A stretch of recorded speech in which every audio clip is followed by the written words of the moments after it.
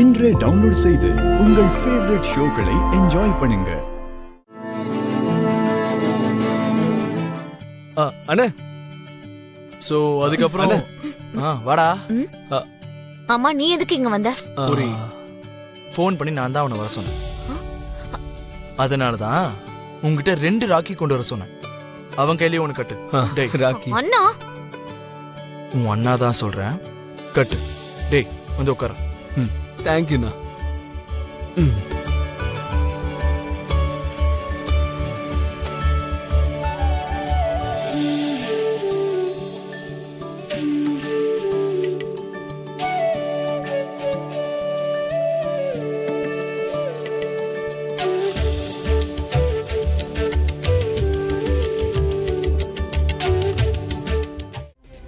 இந்து, கொஞ்சம் பார்த்து பேசு இந்து. அவர் நம்ம அண்ணா, அதுவும் இல்லாம நம்ம குடும்பத்துல பிறந்த முதல் வாரிசு. உனக்கு ஏதாவது மூளைகளை கெட்டு போச்சா? அவன் ஒன்னும் நம்ம வீட்டுல பிறந்தவன் இல்ல. நம்ம வீட்டுல முதல் வாரிசா பிறந்தவன் நீ தாண்டா. இந்து,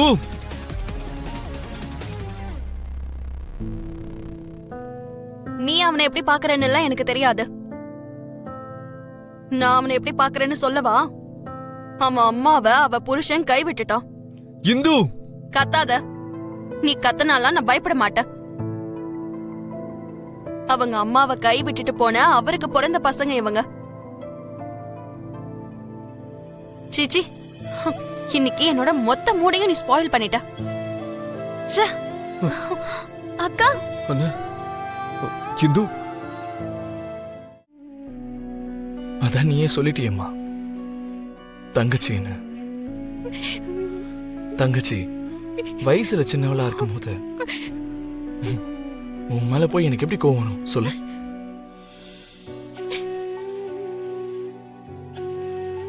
உன் மேல மட்டும் இல்ல, என்னுடைய 3 தங்கச்சி இல்ல, யார் மேல எனக்கு கோவம்ன்றதே வராது.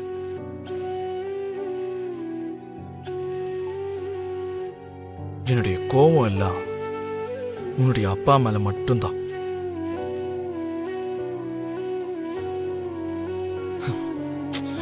சரி, அதெல்லாம் இப்ப எதுக்குமா?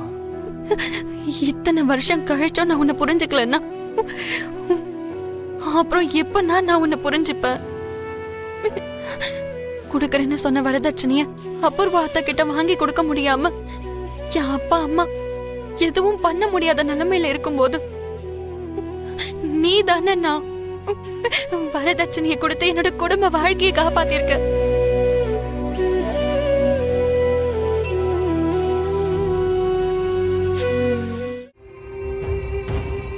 ஒரு அண்ணனா உங்களுக்கு செய்ய வேண்டிய கடமையை செய்யறது எனக்கு பாக்கியம்மா.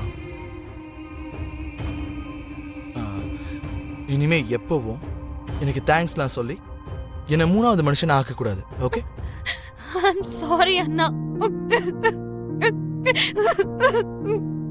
என்ன மன்னிச்சிருங்க அண்ணா.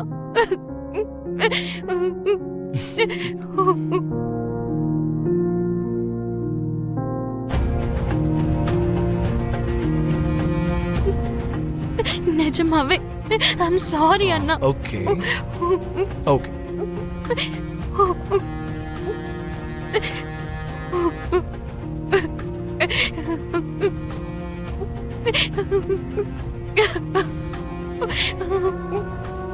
சரி, உன்னோட பாசம் எனக்கு புரிஞ்சது. நீ ஆபீஸ்க்கு வந்திருக்கிற விஷயம் அப்புறம் தெரிஞ்சதுன்னா அப்புறம் இன்னும் பெரிய பிரச்சனையாயிடும். இங்க பாரு, உனக்கு எப்போ என்ன தேவைப்பட்டாலும் ஒரே ஒரு ஃபோன் கால், இந்த அண்ணன் முன்னாடி இருப்பேன். கஷ்டம்ன்றது உன்னுடைய கண்ணுக்கு கூட தெரிய விட மாட்டேன். சரியா? சரிண்ணா. பார்த்து போயிட்டு வா.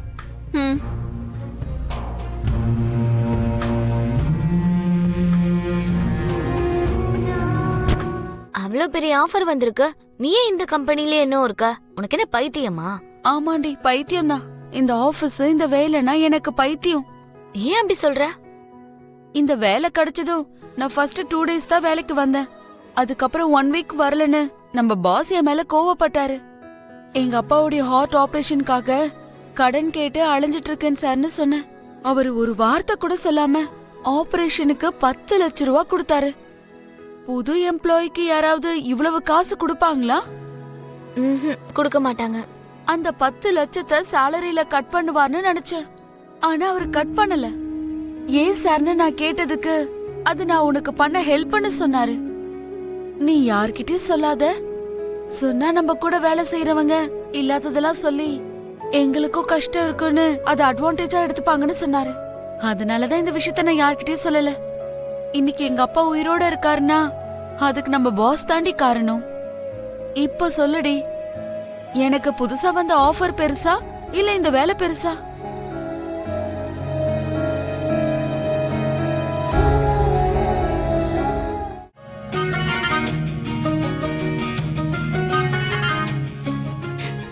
நீங்க என்ன சார் இப்படி இருக்கீங்க? யாராவது உதவி செஞ்சா நான் உதவி செஞ்சேன்னு 10 பேருக்கு முன்னாடி பெருமையா சொல்லிக்குவாங்க. எவ்வளோ நாள் இருப்பாங்கன்னு தெரியாம இருந்தாலும் எம்ப்ளாயீஸோட கஷ்டத்தை உங்க கஷ்டமா நினைக்கிறீங்க. இவ்ளோ நல்ல மனசுக்காரர் என்ன காதலிக்கிறதுக்கு நான் ரொம்ப கொடுத்து வச்சிருக்கணும்.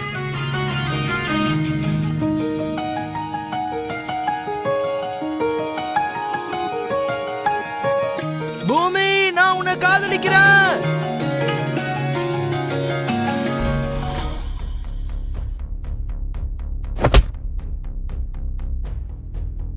நான் உங்களை காதலிக்கிறேன்னு எப்போது உங்ககிட்ட சொல்லிருக்கேனா? பூமி, பூமி என்னை விடு. என்னை விடுன்னு சொல்றேன்ல.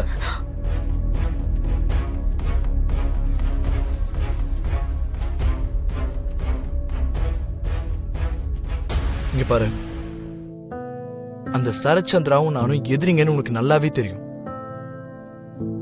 இப்ப நான் இந்துவுடைய வரதட்சணை விஷயத்துல அவளுக்கு ஹெல்ப் பண்ணிருக்கேன்னு தெரிஞ்சா அந்த சாக்க வச்சு மறுபடியும் பிரச்சனை பண்றதுக்கு வருவாங்க. இதை தயவு செஞ்சு அவங்க கிட்ட சொல்லாத. அண்ட் நான் ரொம்ப சிறந்தவன்னு நான் எப்பவுமே யோசிச்சதில்லை. நீ நினைச்ச மாதிரி சிறந்தவனா இருந்தாலும் என்ன பிரயோஜனம்? நான் விரும்புற அவங்க மனசுல ஒரு சின்ன இடத்த கூட என்னால பிடிக்க முடியல.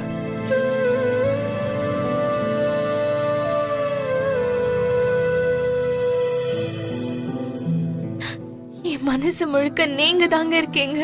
அப்படி ஒரு வார்த்தை சொல்ற நாள் வரும்னு தானே ஆசையோட உங்களையே சுத்தி சுத்தி வர